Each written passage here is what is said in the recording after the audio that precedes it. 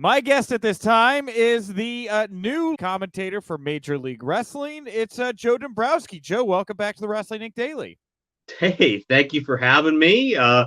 Seems like anytime we get together, some big news is going down, and there's some seismic shifts in my career and in the wrestling world. So I'm always happy to see you, and always happy to be in the headlines. So thank you for having me. When you're talking to Nick Hausman, you're like, oh, cool. Well, that means that things are going to be said about me. That's wonderful. I'm so I'm honored. getting the Hausman bump right now. That's what this is.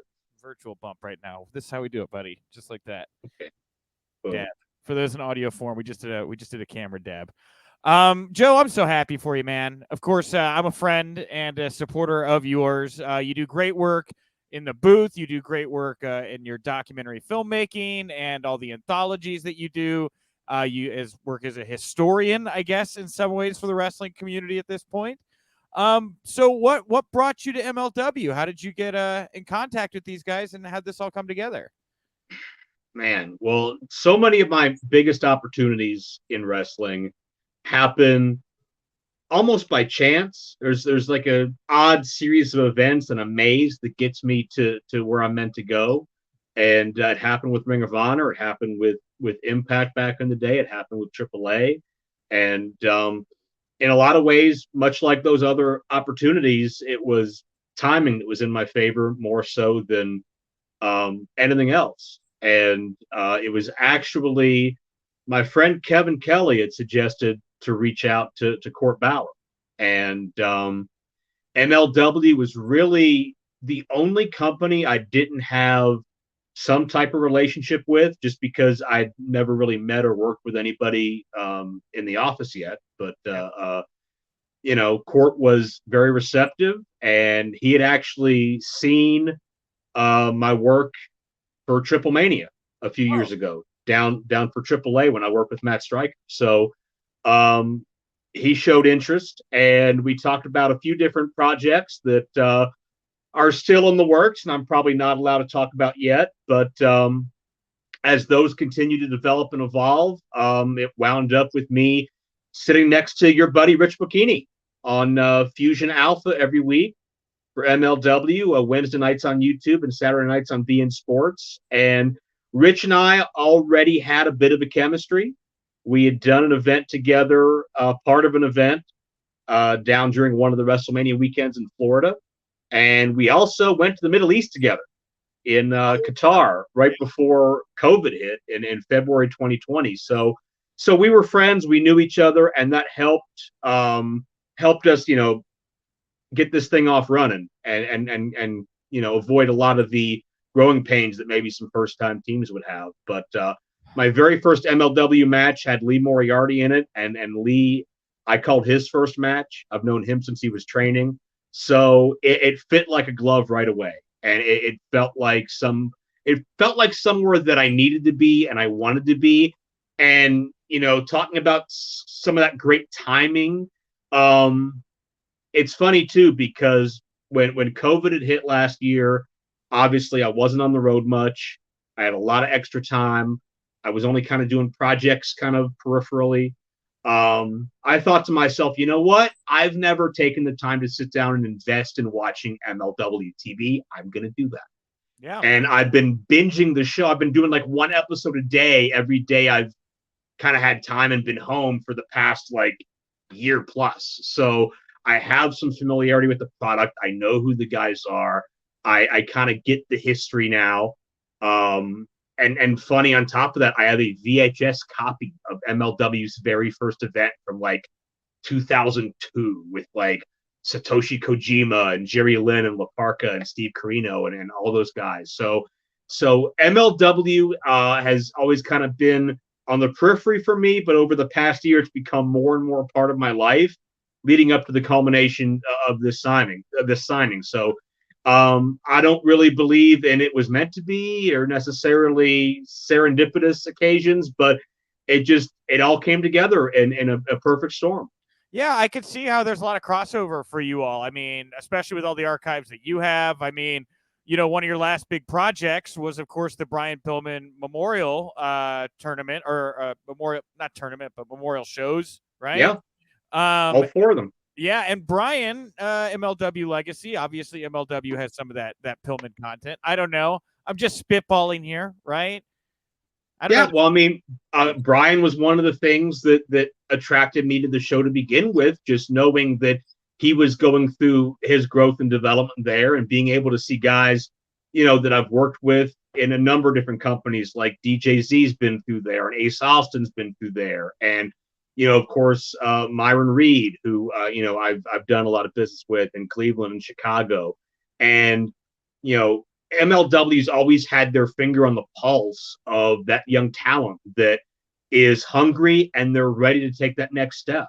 Even going back to MJF got his first national break there, and now you've got the Von Erichs and you've got Casey Navarro and you've got, I mean, just to sidebar for a second and look at just the Opera Cup right now and the level of talent from up and coming stars to veterans. You got Davey Richards, you've got Tom Lawler, you got Matt Cross, Calvin Tankman, Bobby Fish, Lee Moriarty, TJP, and Alex Shelley. And I don't know if pound for pound I have ever, and I've called Super Indie tournaments, I've called the Super 8, I've called CCW Best of the Best. I don't know if I've been associated with a more talent heavy tournament than the Opera Cup that's going on right now in MLW. Yeah, I mean, it is. MLW has done a great job, you're right, of keeping their finger on the pulse. It was crazy to see Brian and MJF in the spotlight here in AEW recently, and getting to see Brian kind of hold his own. Like, I was a little nervous for him finally. I mean, that's a big opportunity he finally got, Yeah, I'm always nervous for Brian, just knowing the pressure that's on somebody with the name Brian Pillman. Sure. And when he started wrestling, was he ready to be Brian Pillman? Absolutely not. And that's going to lead to fans, to insiders, to peers having probably unrealistic expectations. It's not fair for a lot of second generation guys. And especially when you've got that name, I've seen it happen with so many guys. Everybody wants to get in your ear. Everybody wants to be your friend because everybody wants to latch on to the cash cow because they know where his career trajectory is going to go. And I think it took Brian a little bit of a feeling out process to figure out who to listen to and who not to listen to. But, thankfully, he's had the likes of Lance Storm and Stone Cold Steve Austin and Les Thatcher and, of course, all the people at AEW now to steer him in the right direction. And, I've said it before when we talked about the Pillman set. He was very instrumental in that set even being released. We wouldn't have had it if not for him. We wouldn't have had those exclusive interviews if not for him. So Brian has been very impactful in my career, and certainly once that dark side of the ring hit about his dad and about everything his family went through, you knew the time was right for him to jump a little bit even higher on that AEW card. And I think he's hung incredibly well in some deep waters. Yeah, absolutely. Well, let's talk about the new top dog in MLW. Decidedly, Hammerstone taking both titles at Fightland. What do you think about the fact that this is now the guy who's at the top of the mountain, and the decision, by the way, to not let him defend both titles?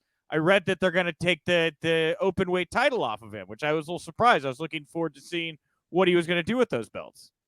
Well, I mean, we saw that on the television broadcast last night where Hammerstone had relinquished the championship to Cesar Duran.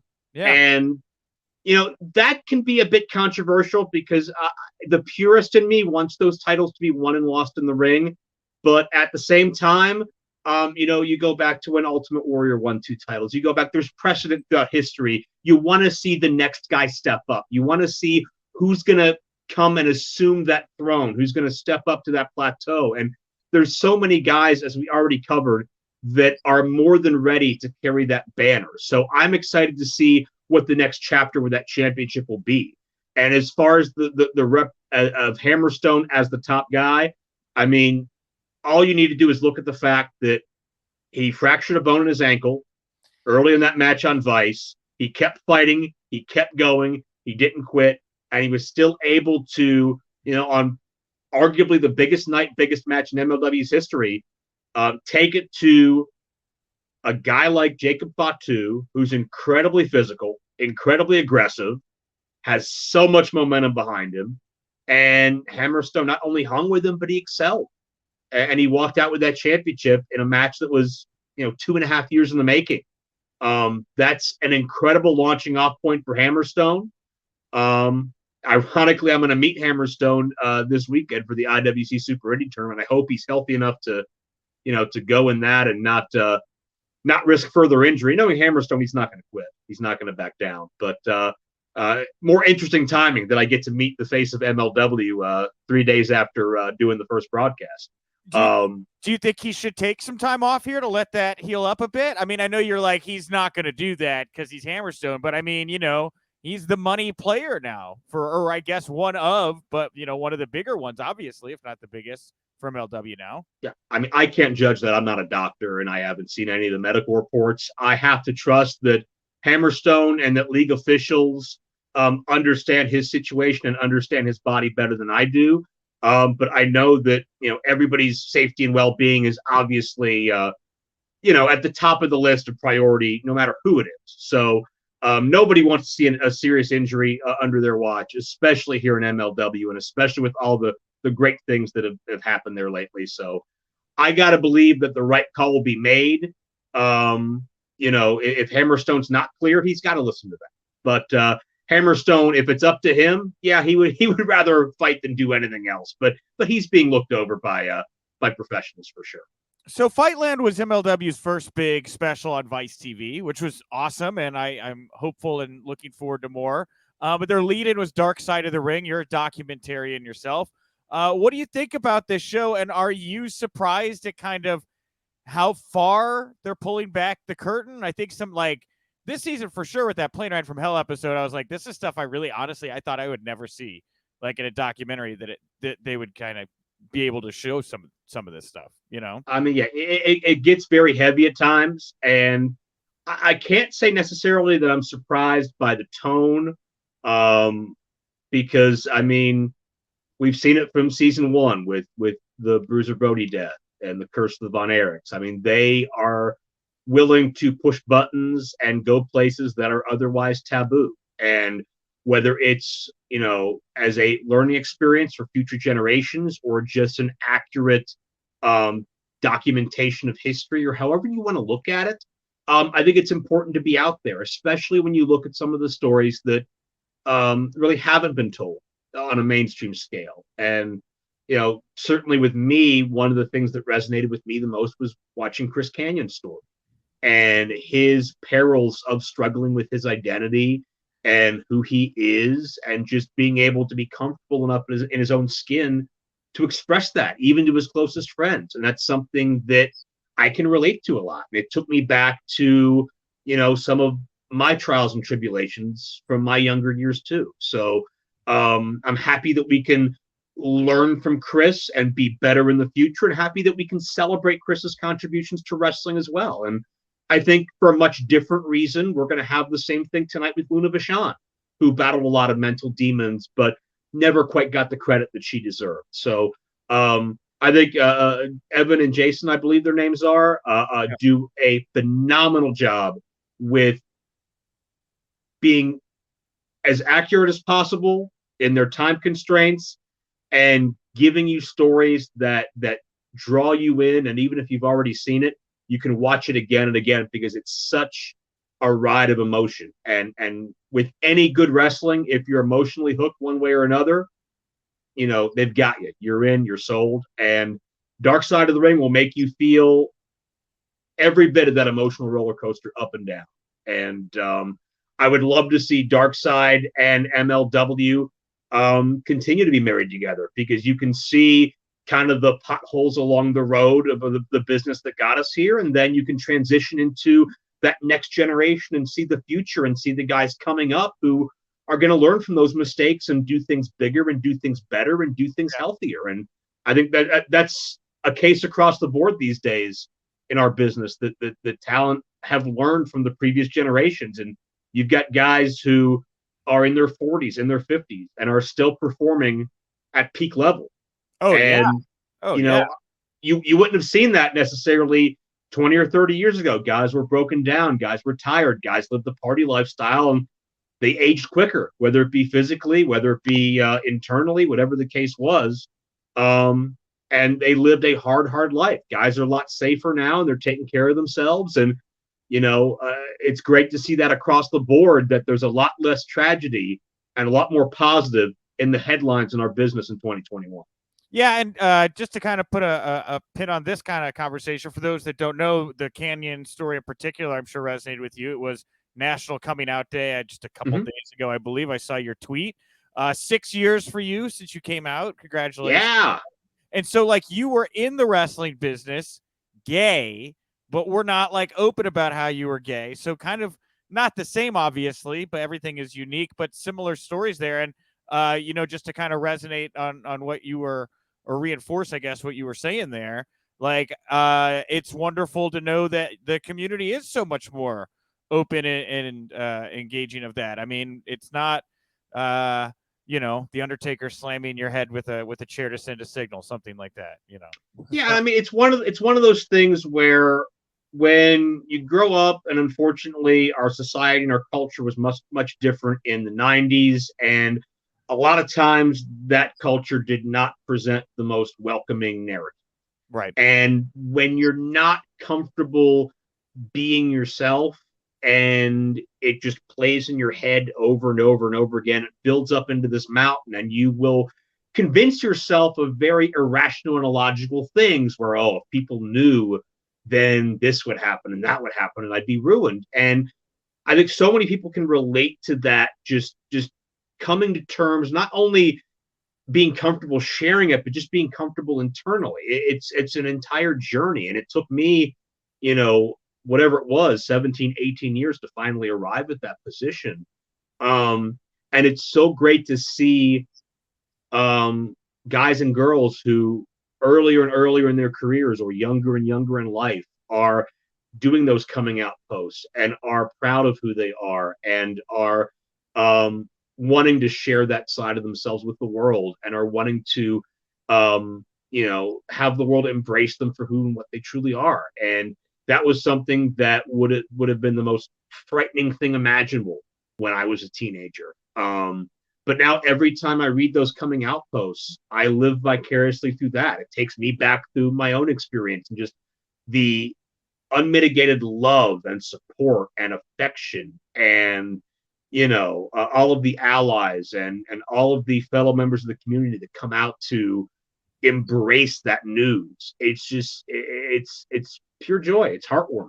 It's a euphoria to see that level of love and acceptance after years and years and years of believing that was a pipe dream, or that wasn't possible for you. So I said it on social media, and I believe that very strongly. If Canyon had conquered his mental health issues and he were around today, he would have a career resurgence. He would be wrestling Effie on the independent shows and the spring breaks and the super cards. He would be doing Mortis and doing comedy matches. He would be coaching at AEW or training at NXT, and bringing that innovative style to the next generation and the next, and continuing to build off of it. And it's sad that he didn't make it far enough so he could see how appreciated and loved he was, but still so many can look at him as a trailblazer to help us, live our lives better and be more open and be more supportive, and, help look after each other. So while he's not here physically, his legacy is absolutely very, very much in play today.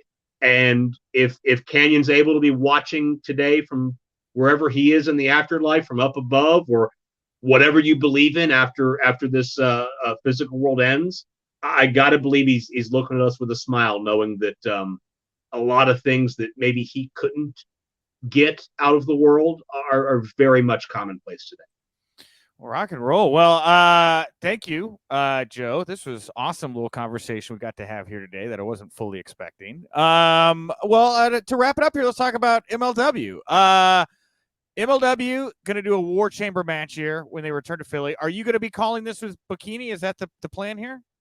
As far as I know, I mean, never say never in wrestling, but it seems like the plan moving forward is Me and Bocchini doing Fusion Alpha. I am committed to MLW for a multi-year agreement, we'll say. Okay. And I'm looking forward to growing that and developing that and seeing where that takes me and seeing where that takes MLW. It's an exciting time in pro wrestling. Things are changing by the week, it seems like. Okay. So I'm looking forward to the future. I'm looking forward to War Chamber. Anybody that's followed the product has known that Contra Unit has been absolutely just hell bent on destruction of everybody in their wake. And with the loss of the MLW championship, Hammerstone and Richard Holiday and EJ Nduka and a mystery fourth, if they can find someone either brave or crazy enough to enter that environment against the likes of Contra Unit, are going to have their work cut out for them because Fatu and Samael and the entire rest of that group are out for blood. And we've seen in the past that War Chamber really is it's a game changer for MLW. It's the climax of so many personal issues and sometimes the beginnings of new ones. And I can't wait because I love the Philadelphia crowd, but I know MLW back in New York City soon as well. Talk about some hot wrestling markets, man. I mean, there's no better way to do it to me in the Northeast than Philadelphia and New York City. So I'm excited, man. The talent roster's stacked. Everybody's hungry. Everybody's looking to carve out their spot in the wrestling world. And the business keeps getting healthier, man. I'm just happy to be a major part of it and have my seat at the table to help tell those stories and convey the passion that this talent has and to hopefully spread that passion to these fans as well. Awesome. Joe, hey, where can people go to find you, follow you, support you, all those great things? Well, my website is, as always, joe-dombrowski.com for all of my updated news, DVD purchases, schedule, archive results, and you can go to prowrestlinglibrary.com for my digital content library, which is now at whatever it is, 500 or 600 hours of content you can rent, buy, or subscribe to. And of course, MLW Fusion Alpha every Wednesday night at 7 Eastern on YouTube and every Saturday night on Be In Sports. And it looks like I will be antagonizing Rich Bocchini for the immediate future. And you know something about that too, don't you? It's really fun, right? You should call him Grimes, Grimy, right? He looks like Grimy from The Simpsons. You know, I appreciate that. Yes. I mean, he will make the steamed hams joke from the I think it's like 14 episodes about Springfield or something, or 20 something episodes about Springfield. Like that 2-minute routine where Principal Skinner is trying to make dinner for Superintendent Chalmers, and the whole thing goes awry, and Skinner keeps lying to try to make it go right. I think, spent hours of my life at this point talking about or referencing that particular Simpson sketch with Rich Bocchini. I don't know what it is. It's Aurora Borealis, man. That's all. That's the only way you can explain it. But I will put Rich over and talk about what a total pro he is. And even, just my first day on the job this week, I learned so much. And if you watch the MLW programming, there's a lot going on. It's a fast 60 minutes, and I mean that in a good way because there's so much talent and there's so much news, and it takes a total pro to keep up with that and to keep the audience informed.